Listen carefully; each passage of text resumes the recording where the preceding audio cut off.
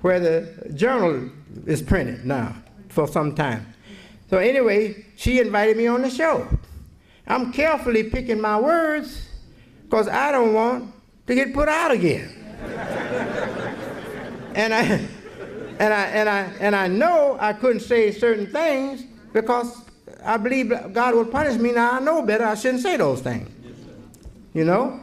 So I'm in a situation where I have to create language. So I told the interviewer, I told her that I see the greatest burden on American people, on America, being mythological deities or mythological gods. She was interested. She said, when you write that book, will you please come back on my show? The Honorable Elijah Muhammad heard it. They brought the tape to get me out again because I wasn't preaching Nation of Islam, FOI, ministers, familiar sermon, okay? So they thought that was going to get me out. So I'm there sitting at the table. Son, we want to play a tape.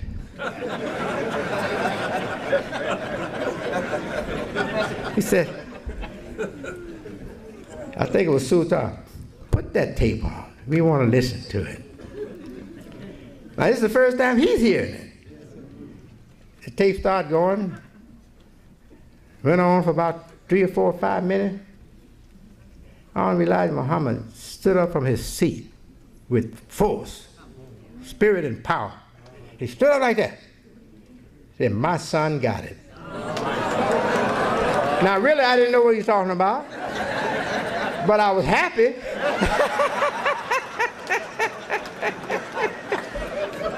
But now that I look back, the wise man was correct. His son had it. That means his son now has changed his focus for his intelligence to find the way.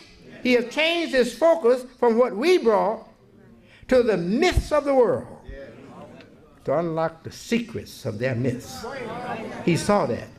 And he knew that that would also help me unlock the secrets of the esoteric language of Mr. Farad or Professor Farad. So he stood up and he cheered. He actually cheered the tape. And then he looked at my mother, who was sitting in her usual spot, and he looked at her. And now this is for her passing. She passed, I think, in 72. And you know, he passed in 77. He lived 5 more years. Yeah. 75. Yes, 75. I'm thinking about his age. He was 77 when he died, but 75.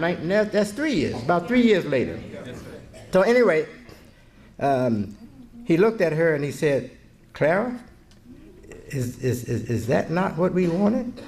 And my mother was smiling, that bright smile of hers, and she said, "Yes." She nodded her head like that. "Yes." Now those who say I came in and changed things and then. Look, I did what I had to do, and I did what I was supposed to do. I did what I had to do, and I did what I was supposed to do. The plan had not been set by me, it had been set by those before me.